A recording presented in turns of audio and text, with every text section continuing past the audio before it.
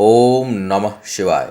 मैं हूं ज्योतिर्विद पंडित दीपक दुबे और उपस्थित हूं आपके साथ फरवरी महीने का राशिफल लेकर। कैसा रहेगा यह महीना, करेंगे इसके ऊपर चर्चा। नए दर्शकों को बता दूं कि जो मेरा राशिफल होता है यह लग्न पर आधारित होता है। चंद्र कुंडली, नामाक्षर, सूर्य कुंडली इत्यादि को आधार ना माना करें और बेहद सामान्य आधार पर होता है। आपको चाहिए कि कोई विशेष परिस्थिति हो तो आप अपनी कुंडली का विश्लेषण कराएं, उसके बाद किसी निष्कर्ष पर पहुंचें। राशिफल को अंतिम ना माना करें और कोई बड़ा फैसला राशिफल के आधार पर ना लिया करें। मैं देखता हूं कई बार दर्शकों का आता रहता है कि हमको बहुत कुछ बड़ा निर्णय लेना है और हम राशिफल का इंतजार कर रहे हैं। तो राशिफल को अंतिम ना माना करिए, क्योंकि यह सामान्य आधार पर होता है। आपकी कुंडली में वास्तविक परिणाम आपकी दशा, अंतर्दशा, प्रत्यंतर दशा, वास्तविक कुंडली में ग्रहों की स्थितियां, इन सब चीज़ों पर बहुत कुछ निर्भर करता है। अब देख लेते हैं कि इस महीने में क्या विशेष है और उसका आप कैसे सदुपयोग कर सकते हैं। मैं टोने टोट के नहीं बताता हूँ, पूजा अनुष्ठान में खुद विश्वास करता हूँ और मैं उसके अनुसार आपको उपाय बताता हूँ। इस महीने जो विशेष दिन पड़ रहे हैं, जिनको आप किसी अपने समस्या के समाधान के लिए प्रयोग कर सकते हैं, उसमें है 2 फरवरी मासिक शिवरात्रि पड़ रही है, शनिवार को पड़ रही है। इसलिए इस दिन रुद्राभिषेक, शनि अनुष्ठान, शिव संबंधी अनुष्ठान, स्वास्थ्य के लिए, धन के लिए, आरोग्य के लिए, शत्रु बाधा के लिए यह दिन बहुत अच्छा है। इस दिन इससे संबंधित कोई अनुष्ठान आप करा सकते हैं। 4 फरवरी को सोमवती अमावस्या पड़ रही है। सोमवती अमावस्या, मौनी अमावस्या भी इसे कहते हैं। इस दिन पितृ संबंधी कार्य, यदि कुंडली में पितृदोष हो तो श्राद्ध, कोई भी त्रिपिंडी श्राद्ध वगैरह या सामान्य श्राद्ध करना चाहें उसके लिए बहुत अच्छा दिन है। स्वास्थ्य के से संबंधित अनुष्ठान करने के लिए बहुत अच्छा दिन है। शिव से संबंधित अनुष्ठान करने के लिए बहुत अच्छा दिन है। और चंद्रमा यदि दूषित है आपकी कुंडली में तो उसके अनुष्ठान के लिए भी बहुत अच्छा दिन है। शिववास, इस दिन गौरी के पास शिव का वास होता है, तो यह बहुत सुखप्रद है। तो यदि आर्थिक सामाजिक कोई समस्या है, स्वास्थ्य संबंधी समस्या है, तो उसके लिए इस दिन का आप प्रयोग कर सकते हैं। 10 तारीख को सरस्वती पूजा पड़ रहा है, रविवार के दिन। शिक्षा बाधा यदि हो शिक्षा के क्षेत्र में, तो यह दिन सर्वोत्तम माना जाता है और सूर्य अनुष्ठान के लिए सर्वोत्तम माना जाता है। तो सरस्वती का अनुष्ठान और सूर्य अनुष्ठान आप इस दिन कर सकते हैं।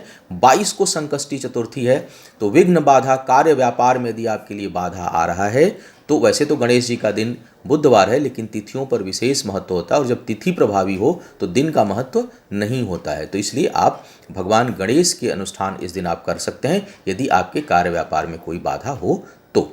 अब बात करेंगे एक एक करके क्या कह रहे हैं सितारे आपके राशि के लिए। मकर वालों की बात करते हैं। मकर वालों के लिए जो पहली दृष्टि में जो सबसे मुझे नकारात्मक चीज़ दिखाई दे रही है वो रही आपका स्वास्थ्य। अपने स्वास्थ्य को लेकर बेहद सतर्क रहिए 13-14 फरवरी तक, क्योंकि अचानक घटना दुर्घटना का यह समय आपके लिए योग बना रहा है।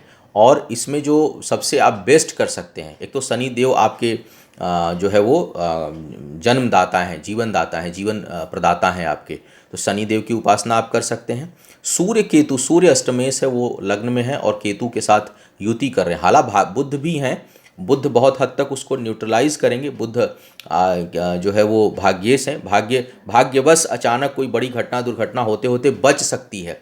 लेकिन अगर आपके जो दशा अंतर्दशा है उसमें कहीं केतु, सूर्य या चंद्रमा का योग बन रहा हो तो यह ज़्यादा खतरनाक हो सकता है, या मंगल का भी योग बन रहा हो तो फिर वो खतरनाक होगा। बुध का प्रभाव उतना नहीं बन पाएगा, तो थोड़ा, और शनि की दृष्टि है नहीं, शनि अभी द्वादश में चल रहे हैं, तो सेहत एक सबसे नकारात्मक पक्ष इस महीने आपके लिए दिखाई दे रहा है, उसको मुझे लगा कि मैं सबसे पहले कहूँ। अब बात कार्य व्यापार की। सुदूर से आपको लाभ होगा, लेकिन अपने स्थान पर जो लोग काम कर रहे हैं उनके लिए कठिनाई है। कुछ परिवर्तन अपने काम में आप करिए, परिवर्तन के साथ ही उन्नति का योग है। परिश्रम बहुत अधिक करना पड़ेगा, उसके लिए तैयार रहिए। बिना परिश्रम के इस समय सफलता मिलने वाली है नहीं, परिश्रम करना पड़ेगा आपको। सेविंग्स फिर भी कुछ न कुछ कर लेंगे, भले 10 रुपये ही करें, लेकिन कुछ न कुछ बचत आप कर सकते हैं, उसकी स्थिति बन रही है।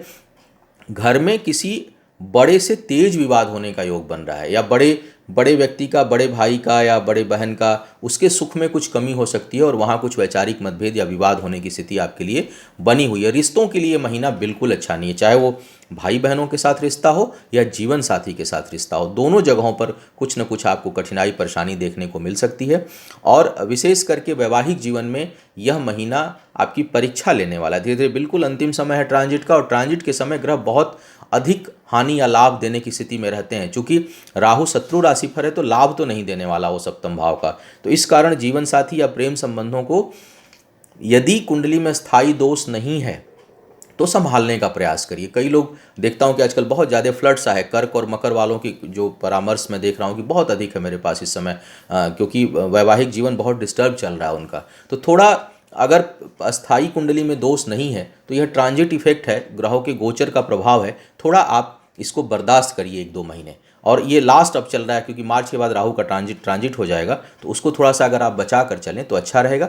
नया निवेश अभी मत करिए, नया इन्वेस्टमेंट मत करिए, साझेदारी से भी आप दूर रहिए, तो ही आपके लिए बेहतर रहेगा। संतान से सुख की अनुभूति होगी, लेकिन हो सकता है कि बहुत से लोगों के बच्चे कहीं दूर पढ़ने जाएं और संतान से परिस्थितिवश वियोग, दूर जाने का योग यह महीना दर्शा रहा है। कुल मिलाकर यदि मैं इस महीने की बात करूं तो सामान्य महीना जाएगा, लेकिन रिश्तों के मामले में, चाहे वो भाई बहनों के साथ हो, चाहे जीवन साथी या प्रेम संबंध के साथ हो, वहाँ पर और 13 फरवरी तक हेल्थ के मामले में, शारीरिक चोट चपेट के मामले में काफ़ी संवेदनशील है, सावधानी रखनी है। भगवान शिव को रोज एक बेलपत्र चढ़ा दिया करिए।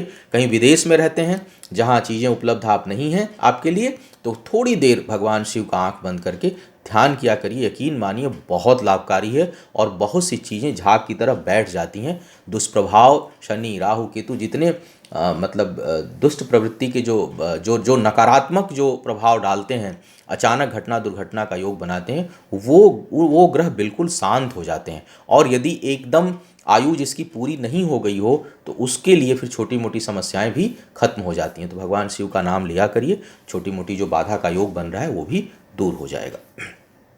तो यह था आपके राशि का हाल।